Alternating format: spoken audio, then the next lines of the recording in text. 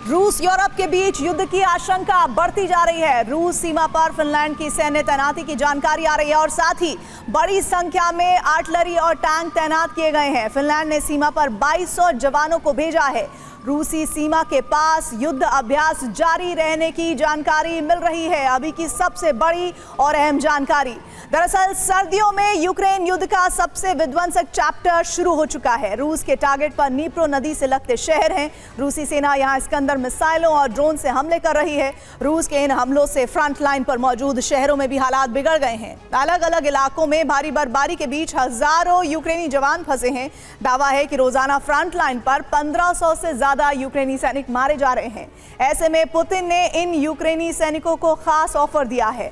अगर यूक्रेनी सैनिक इस ऑफर को स्वीकार करते हैं तो सर्दियों में यूक्रेन की हार निश्चित मानी जा रही है। यूक्रेन में बर्फबारी शुरू हो चुकी, तापमान तेजी से घट रहा है, लेकिन जंग का पारा नीचे नहीं आ रहा।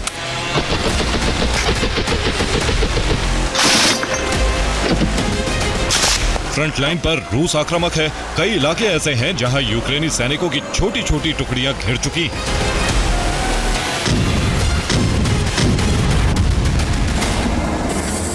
लेकिन इसके बाद भी यूक्रेन सरेंडर के लिए तैयार नहीं है। ऐसे में अब पुतिन ने जंग जीतने के लिए नया प्लान तैयार किया।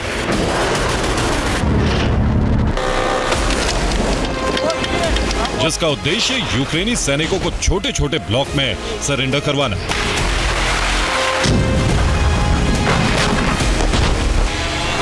रूसी सेना बर्फबारी वाले इलाकों को टारगेट कर रही है। यहाँ यूक्रेनी सैनिकों की सप्लाई लाइन काटी जा रही है, जिसकी वजह से कई जगहों पर यूक्रेनी जवान फंसे।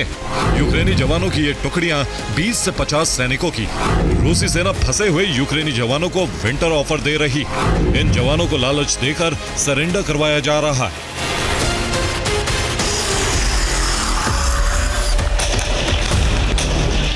दरअसल रूसी राष्ट्रपति व्लादिमीर पुतिन हर हालात में सर्दियां खत्म होने से पहले संपूर्ण डोनेट्स्क पर रूसी कब्जा चाहते हैं।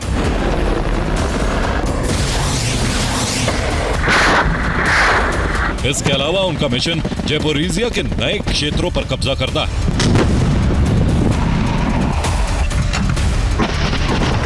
ताकि सर्दियां खत्म होने के बाद नीप्रो नदी तक रूसी झंडा लहराने का मिशन शुरू किया जा सके।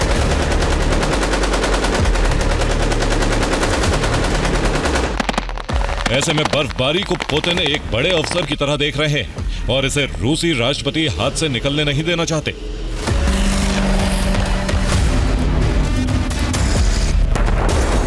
इसीलिए रूसी सेना खास स्ट्रेटेजी के तहत हमले कर रही है, ताकि छोटे छोटे ब्लॉक में यूक्रेनी सैनिकों को सरेंडर करवाकर ज़ेलेंस्की को कमजोर किया जा सके।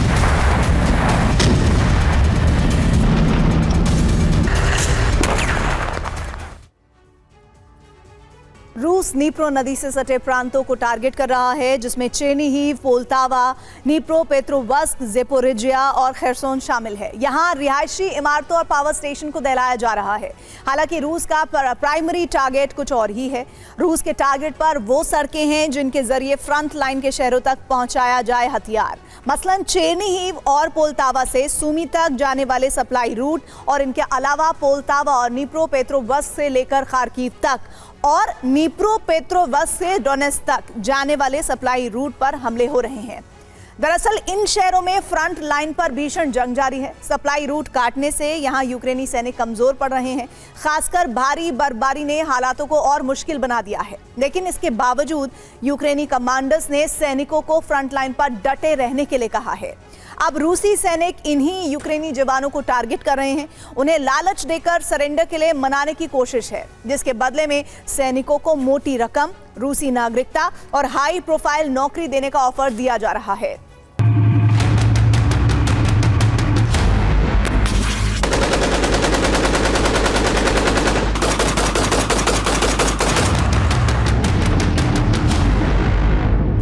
इस नई रणनीति का रूसी सेना को जबरदस्त फायदा भी मिल रहा है।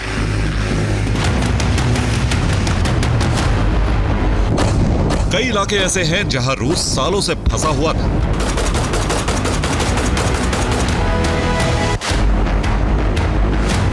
लेकिन अब यहाँ पुतिन के जवानों को बढ़त मिलने लगी है।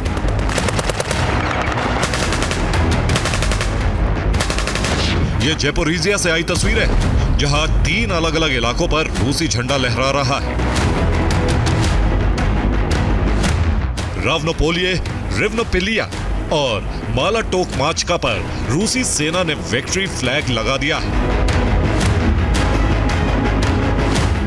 यह ज़ेपोरिज़िया में बीते 1 महीने में रूस की छठी जीत है और यह सिलसिला आने वाले दिनों में भी जारी रह सकता है।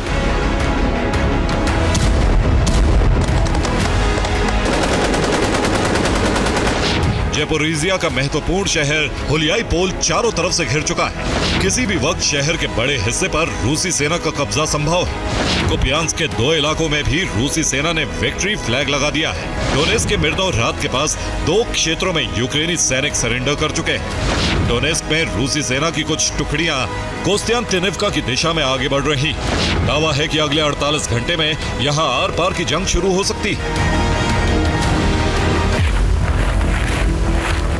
रूस की इस कामयाबी के पीछे पुतिन के नए ऑपरेशन को माना जा रहा है, जिससे ज़ेलेंस्की भी वाकिफ है। ऐसे में अब सप्लाई रूट की सुरक्षा के लिए सड़कों को एंटी ड्रोन नेट से ढका जा रहा है।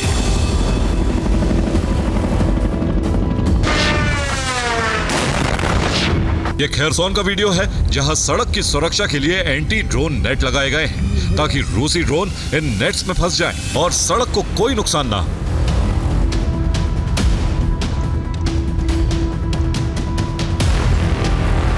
इधर फ्रंट लाइन पर मौजूद यूक्रेन के विध्वंसक हथियार रूसी सेना के टारगेट पर आ गए हैं। इन्हें चुन चुन कर तबाह किया जा रहा है।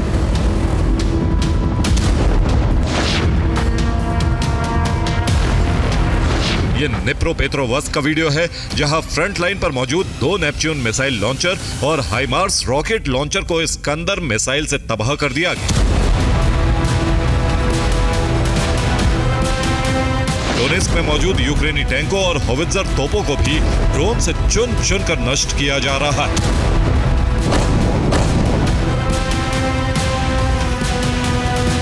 पुतिन सिर्फ निप्रो नदी से सटे इलाकों तक ही नहीं, बल्कि काला सागर से सटे शहरों में भी बड़ा ऑपरेशन शुरू करने की तैयारी में। लेकिन इससे पहले रूस ने यहां अपनी सुरक्षा को पुख्ता करना शुरू कर दिया।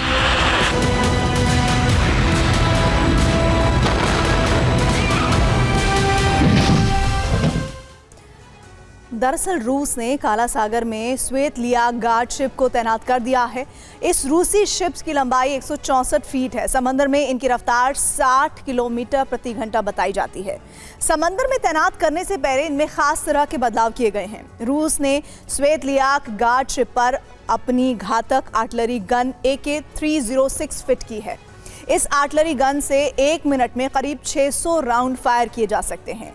इसकी फायरिंग रेंज 4 किलोमीटर तक है, यानी इस रेंज में आने वाला कोई भी ड्रोन या सुसाइड बोट जो है वो बच नहीं सकता है। माना यह जा रहा है कि इसका फोकस जो है वो ओडेसा से आने वाले ड्रोन और नेवल बोट्स पर होगा।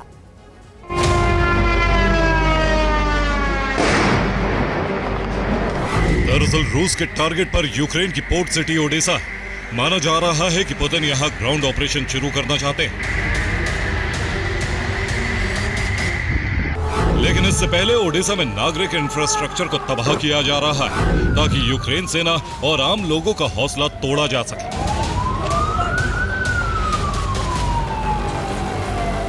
रूस ओडेसा पर रोजाना 30 से 40 ड्रोन हमले कर रहा है। ड्रोन्स का प्राइमरी टारगेट पावर स्टेशन है।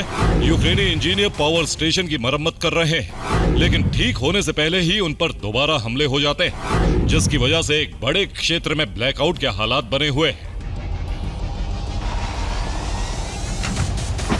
ओडेसा से लेकर लुहांस्क तक पुतिन रूसी झंडा लहराना चाहते हैं और ये सर्दियां उनके लिए बड़ा गेम चेंजर बन सकती है। हालांकि एक्सपर्ट्स की माने तो इन सर्दियों में पुतिन का मिशन यूक्रेन जंग को अपने सबसे विध्वंसक अध्याय की तरफ लेकर जाने वाला है। Bureau report, TV9 Bharatvarsh.